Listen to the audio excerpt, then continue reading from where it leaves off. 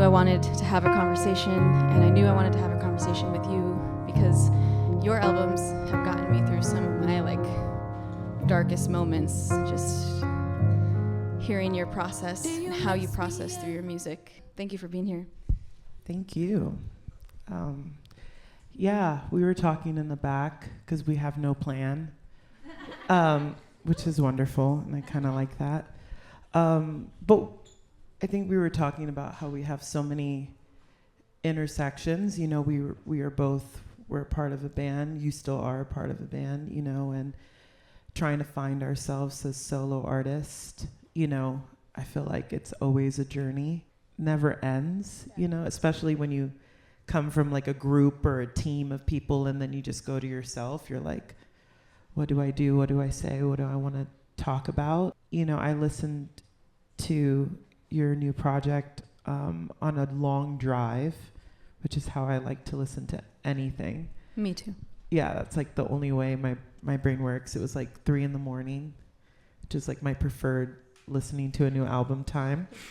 And I was a little high, which is also really important. And, you know, I will say like ACL was definitely the one that stood out to me.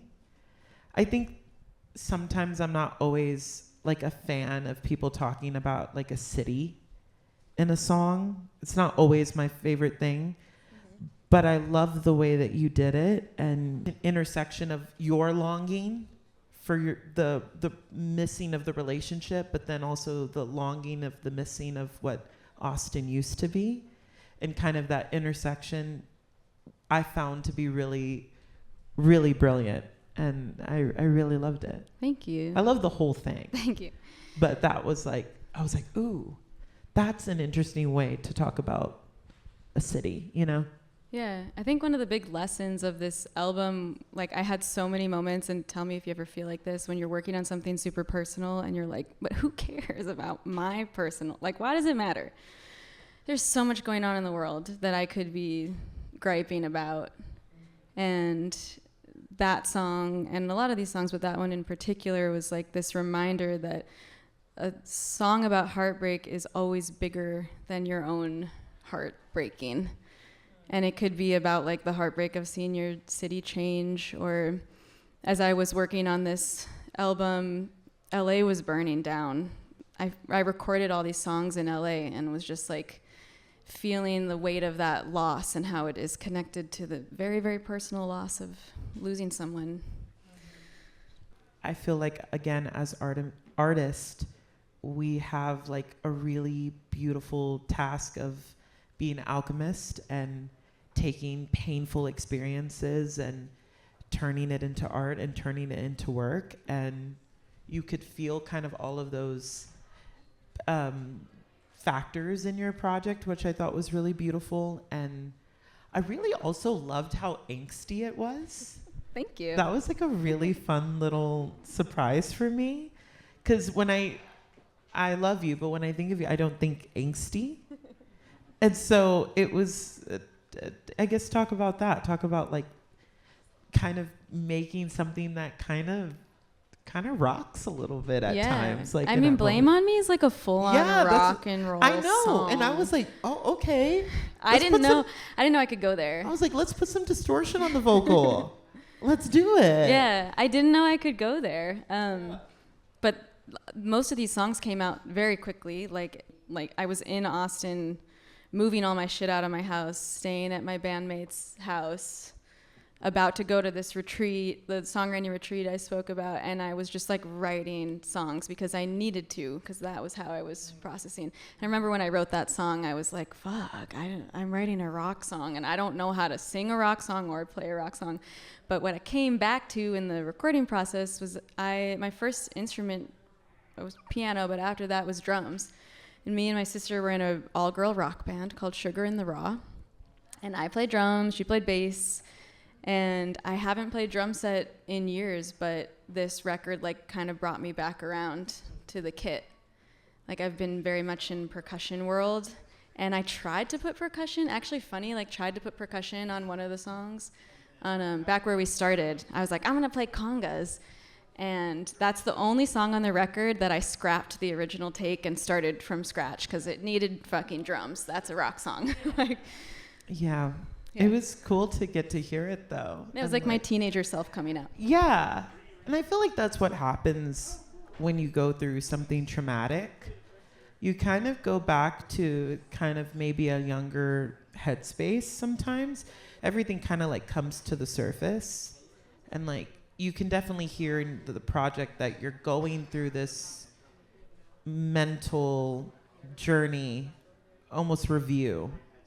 Not just of like the relationship or the situation, but also like going through this review of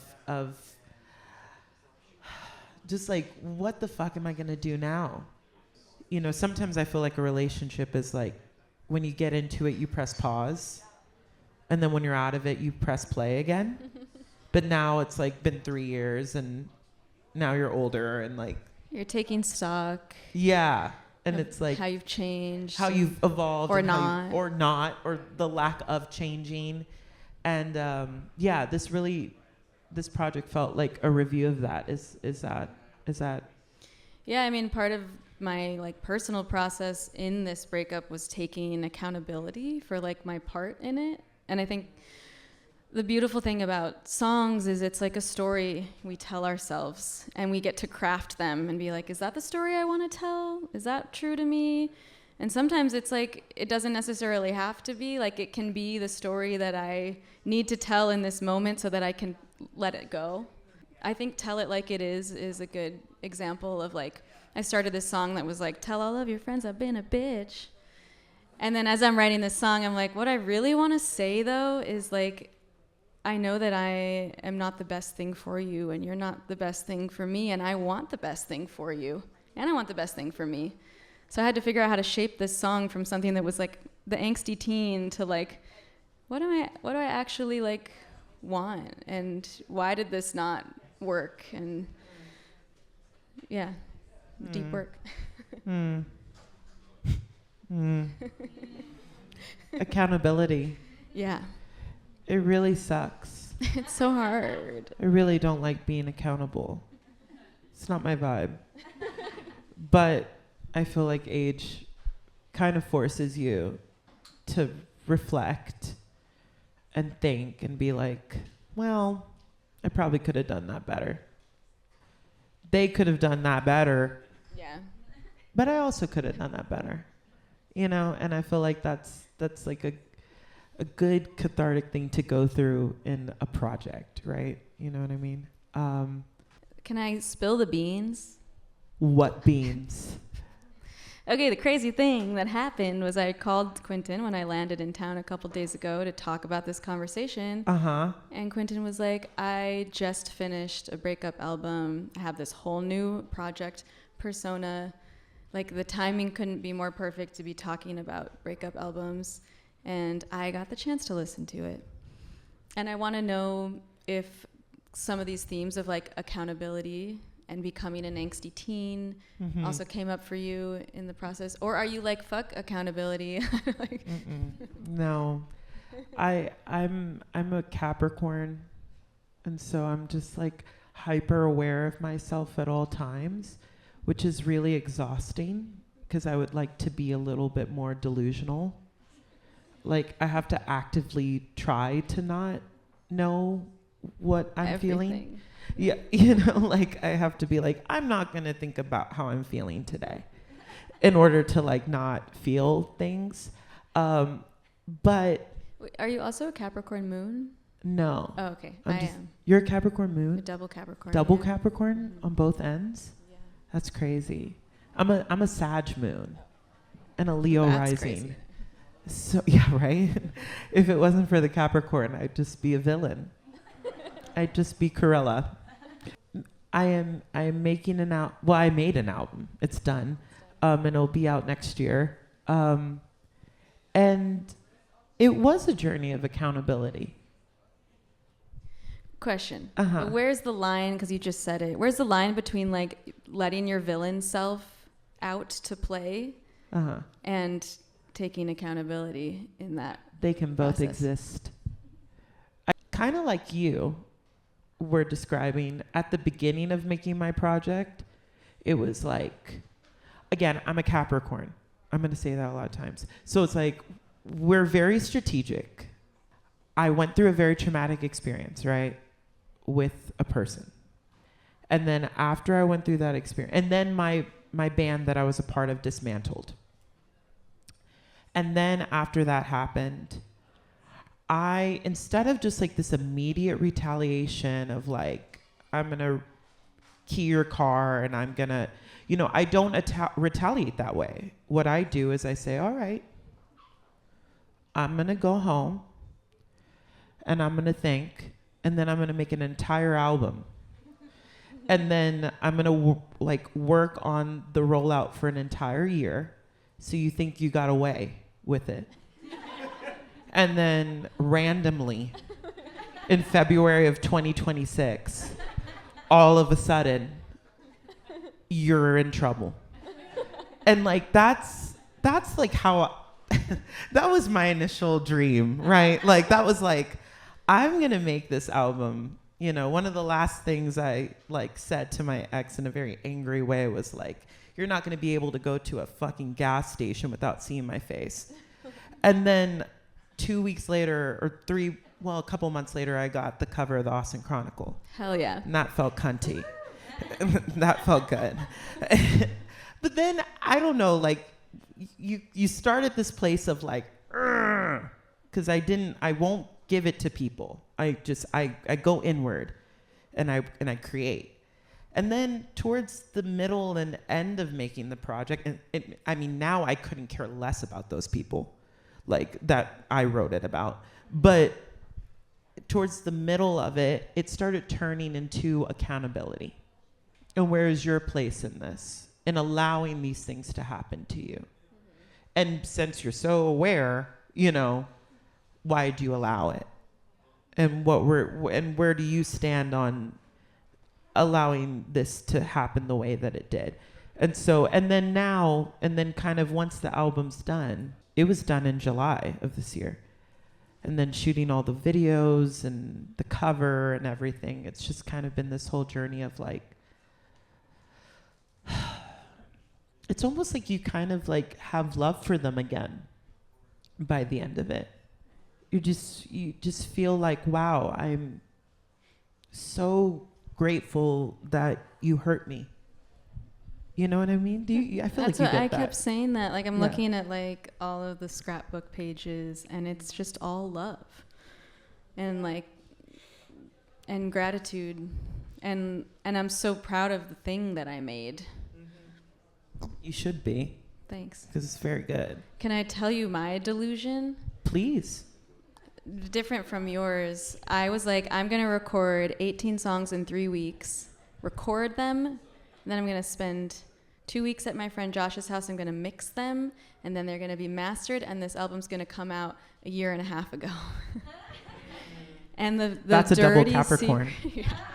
The dirty secret is that the album is out, but like the final mix and masters were delivered to me at 1:30 p.m. today. I didn't know if you were gonna. Yeah, I wanted to bring that up. Yeah, because we're all friends here. Yeah, I find that to be really cool, actually, because it was really your engineer's decision, right, to do that. Yeah. I love the way that it sounded today, but I also love the way that it sounded in my car.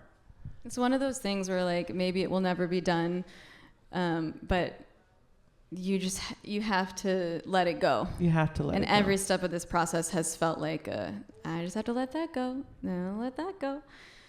This record just kept getting stretched, which a lot of it had to do with the mixing process, because each song was tracked 3, maybe 4 times, and then we just had to move on because we had 3 weeks to record 18 songs. So it meant living with the imperfections and the maybe questionable choice in microphones, and then coming back to the mixing process and being like, oh, you can hear the drums in this guitar part, or we had to like retrack instruments, or just like really fuck with plugins in certain cases to get what people don't clock is that you're also very much a producer and very much an engineer. Yeah.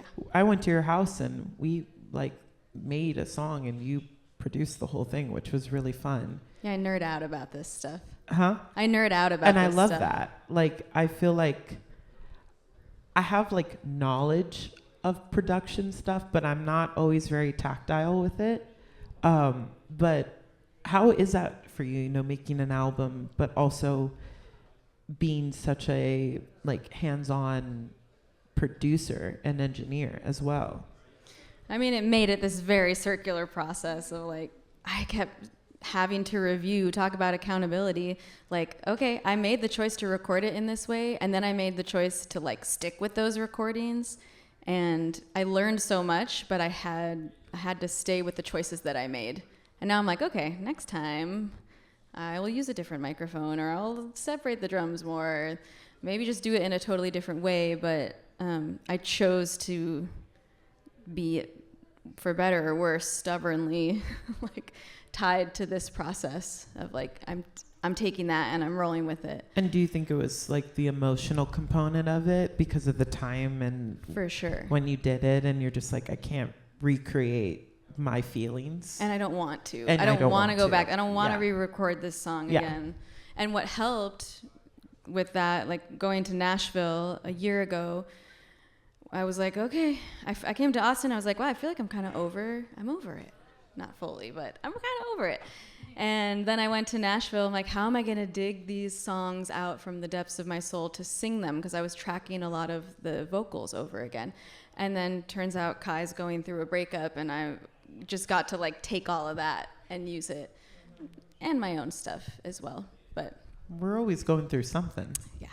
As artists. So there's always something to pull from. Yeah. Yeah, I feel like 90% of my album's vocals are the demo vocals. Really?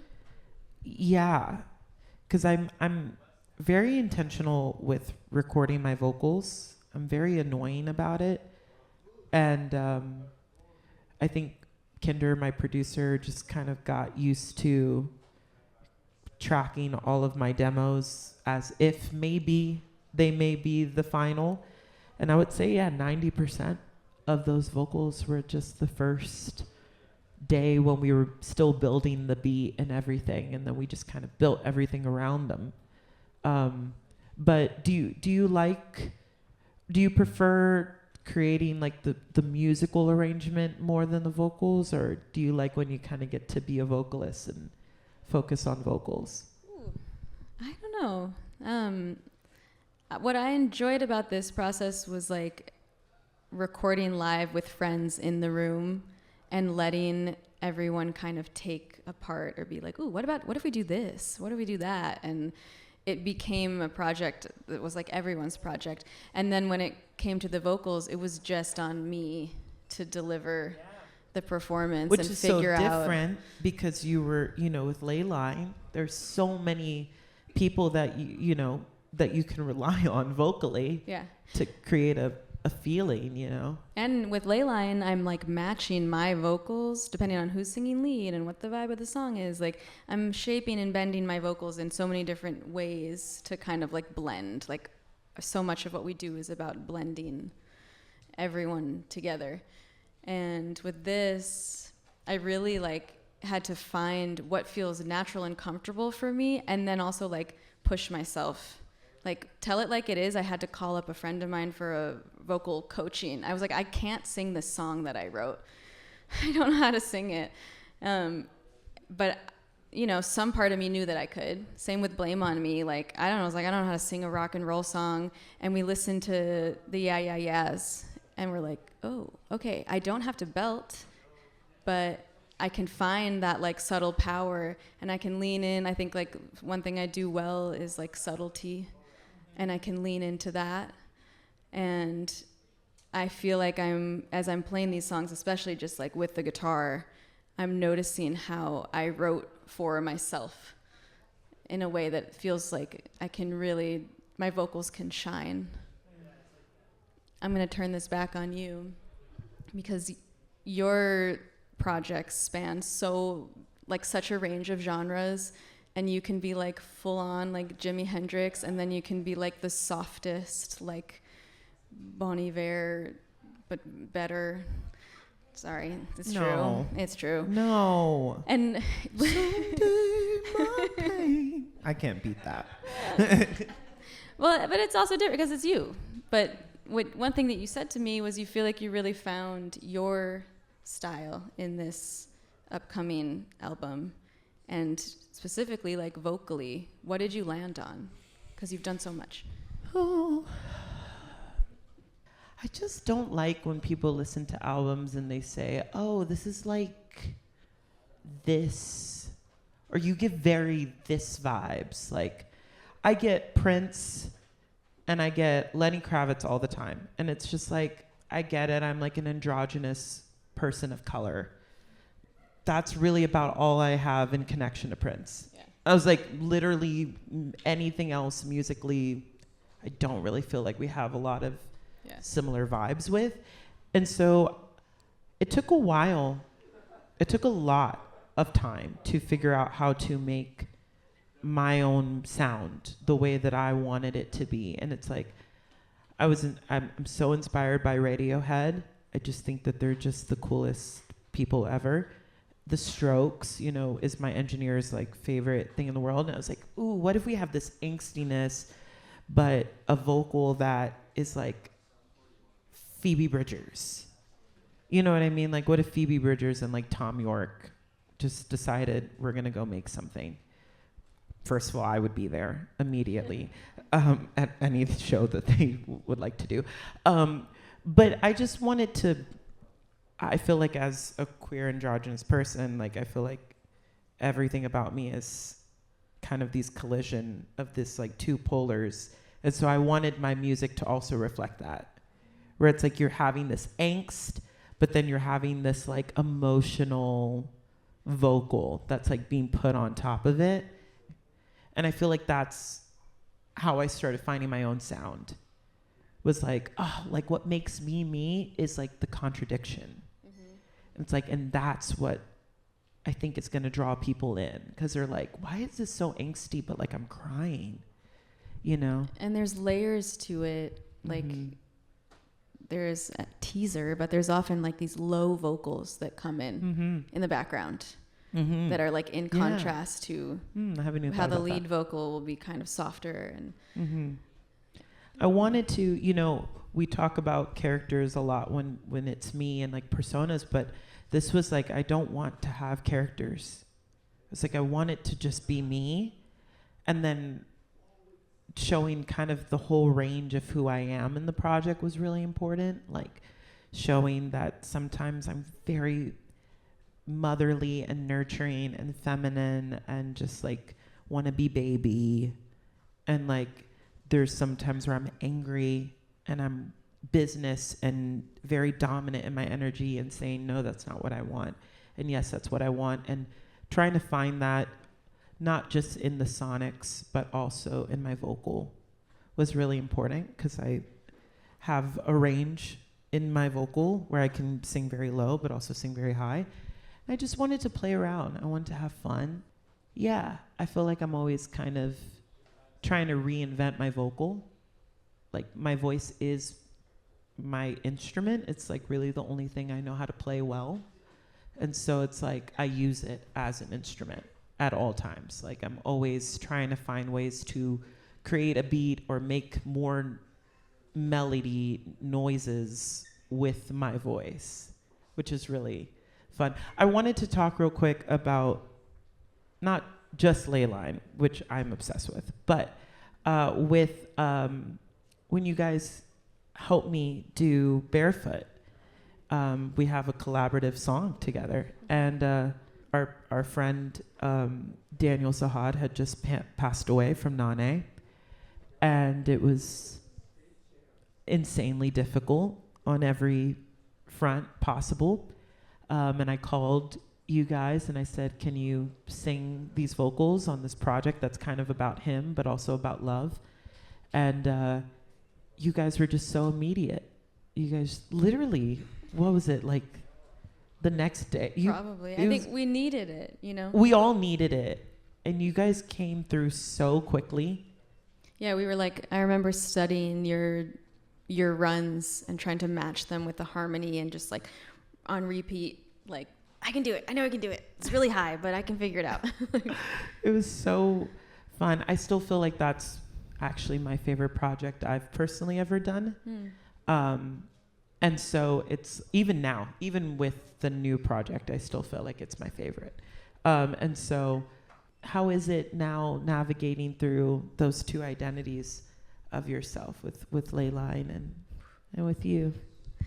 I'm still in the middle of it in a lot of ways. Like, I think every time I come back to Austin, I'm trying to understand how I fit in this world that I was once such a big part of, and I feel that I have a whole new identity in New York, and I'm trying to figure out still, am I merging or am I separating, or is it all happening at once?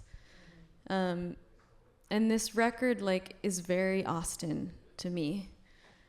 And it is. Like, speaking of characters, it is very Austin. Yeah, like, this is like an Austin character. When I'm in Leyline, I'm like a Leyline character. And I'm curious what happens next. Like, do I find something that feels like all these parts of me are integrated? Or do I go in a totally new direction in a different character? I think it just, I never think when I'm making a new thing, I never think about anything besides how I'm feeling, and then just sonically what I feel like correlates with that. Yeah.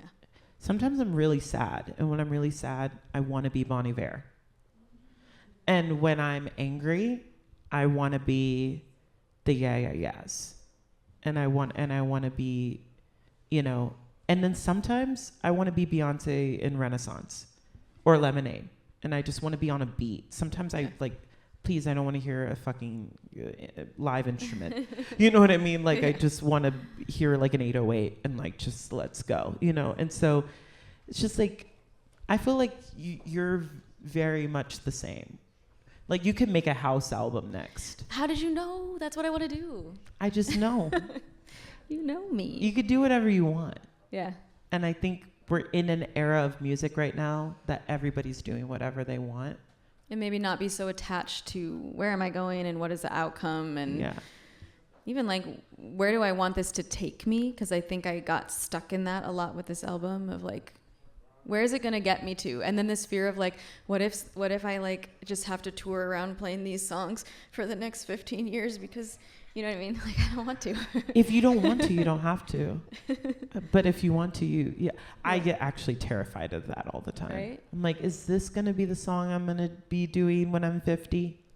Maybe. Where I have to go like, hey, everybody, let's do that song I wrote in my 20s, But I don't know. I think you could do whatever you want. Thanks. I think it's just your world. I think we're just all living in it. So. That feels like... Does anyone want to hear a track from Quentin's unreleased project? I'm so Do you want to hear a track from your unreleased project? Wait, I have to say something real quick. Yeah. I'm terrified. How do you do this? Tee-hee. I'm starting to feel what you felt this whole time you've been here. Yeah, I flipped. It's the worst. Flipped it. Okay, yeah, it's you like did. Freaky Friday. You're like, and now your turn. I don't know what song to play. I'm so scared. Maybe I'll just play Tom Girl. Tom Girl. We'll maybe figure it out, and then we'll maybe play it. Not the girl you knew when we first met.